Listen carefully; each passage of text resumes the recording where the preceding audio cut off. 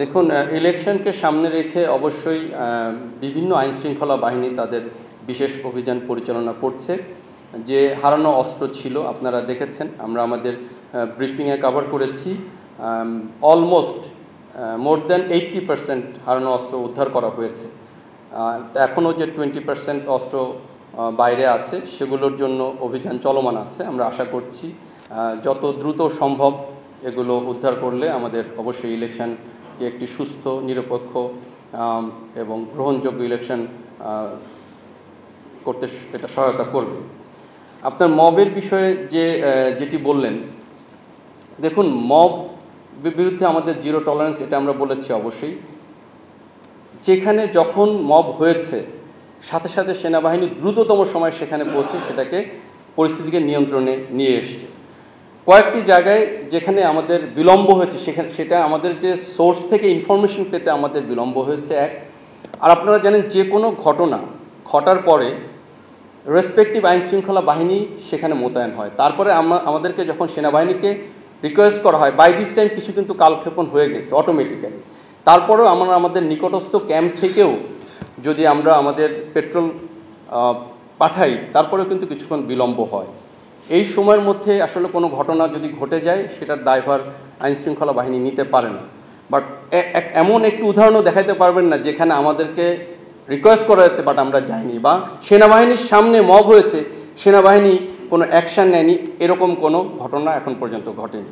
তো আমাদের উপর আস্থা রাখেন, আমরা চেষ্টা করে যাচ্ছি ইনশাল্লাহ সামনের দিনগুলোতে এ ধরনের ঘটনা আরও কমে আসবে। সমন্বয় বলতে আমি যেটা বুঝিয়েছি, একটা ঘটনার উদ্ভব বা একটা ঘটনার সৃষ্টি হলো, মবের সৃষ্টি হলো। ওয়ালটন এখন দেশের সীমানা পেরিয়ে পৌঁছে গিয়েছে 50টিরও বেশি দেশে। ওয়ালটন, ঘরে ঘরে বিশ্বজুড়ে। সেখানে ইমিডিয়েটলি আইন শৃঙ্খলা বাহিনী সেখানে গিয়েছে এবং পরিস্থিতি নিয়ন্ত্রণে আনতে পারেনি। তাহলে পরবর্তীতে সেনাবাহিনীকে রিকোয়েস্ট করার যে বিষয়টা সেইখানে যদি একটু বিলম্ব হয় বা আমরা যদি একটু পরে সংবাদটা পাই, তাহলে দেখেন সেনাবাহিনী ওখানে পৌঁছাতে হয়তো অনেক খারাপ ঘটনার উদ্ভব হয়ে যেতে পারে। এই একটা বিষয়, এখানে একটা সমন্বয়ের বিষয়। কিছু কিছু ক্ষেত্রে এরকম হয়েছে যে একটা জায়গায় ঘটনা ঘটেছে, কেউ জানে না, ইভেন আইনশৃঙ্খলা পুলিশও জানে না। আর্মি জেনেছে, আর্মি জানার পরে আর্মি গিয়েছে, বাট আর্মি যেতে যে যদি আমাদের একটা প্রসেস আছে, যেমন হেডকোয়ার্টারের সাথে সমন্বয় করে যেতে কিছুটা, কারণ দেখা গেলো নিকটস্থ ক্যাম্পও ওই ঘটনা থেকে অনেক দূরে, 10-20 কিলোমিটার। যেতে হয়তো আইনশৃঙ্খলা অবনতি হয়। আপনারা এটাও জানেন যে মোহাম্মদপুরে একটা মব যখন সৃষ্টি হয়েছিল, ওইখানে পাশ দিয়ে আমাদের একটা পেট্রোল যাচ্ছিল, সেই পেট্রোলের উপস্থিতিতে ওইখানে 2 জন মানুষ প্রাণে বেঁচে গিয়েছে।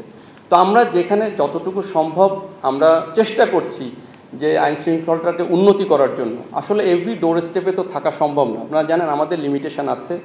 আমরা প্রত্যেক কিলোমিটারে আমাদের ক্যাম্প স্থাপন করা সম্ভব না। আমরা চেষ্টা করে যাচ্ছি, ইনশাল্লাহ ভবিষ্যতে আইনশৃঙ্খলার আরও উন্নতি হবে আশা করছি। বিগত 1 বছরের বেশি সময় ধরে ধৈর্যের সাথে এবং অত্যন্ত পরিশ্রমের সাথে আমরা দেশের সরকার এবং দেশের জনগণের জন্য কাজ করে যাচ্ছি। আইন শৃঙ্খলা উন্নতি করা বা আইন শৃঙ্খলা রক্ষা করা কিন্তু একমাত্র সেনাবাহিনীর কাজ নয়। আমাদেরকে যে ম্যাজিস্ট্রেসি পাওয়ার দেওয়া হয়েছে এর মাধ্যমে আমরা গ্রেফতার, আটক এবং হস্তান্তর করতে পারি, কোনো জুডিশিয়ারি বা আইনি প্রক্রিয়ায় কোনো সাজা দিতে পারি না। সো এটা একটা বিষয়। এখন সকল যে স্টেক হোল্ডার আছে আইনশৃঙ্খলা বাহিনী, সকল আইনশৃঙ্খলা বাহিনীকে সমন্বিতভাবে একত্রে কাজ করতে হবে। অলরেডি সবাই করা শুরু করেছে। যদি সবাই একত্রে একসাথে আমরা কাজ করি তাহলে সামনের দিনগুলোতে আইনশৃঙ্খলা আরও ভালো হবে বলে আমরা আশা করছি। আর আপনি যেটা বললেন যে মুক্তিযোদ্ধা, দেখুন, মুক্তিযুদ্ধের মাধ্যমেই এ দেশের সৃষ্টি হয়েছে।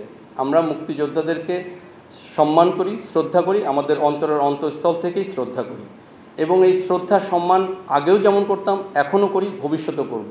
কোনো মব বা কোনো কিছু দিয়ে আমাদের মুক্তিযোদ্ধা বা মুক্তিযুদ্ধকে ছোট করার কোনো সুযোগ নেই। আপনারা জানেন যে মব একটি সৃষ্টি হয়েছিল মুক্তিযোদ্ধা ফজলুর রহমানের বাড়ির সামনে। এটা আমরা যখন মেসেজ পেয়েছি সাথে সাথে সেইখানে আমাদের দায়িত্বপ্রাপ্ত ইউনিট ওখানে উপস্থিত হয়ে সেই সিচুয়েশনটাকে, পরিস্থিতিটাকে নিয়ন্ত্রণ করেছে। সো এই বিষয়ে আপনারা নিশ্চিত থাকতে পারেন সামনের দিনগুলোতে পরিস্থিতি আরও উন্নতি হবে ইনশাল্লাহ।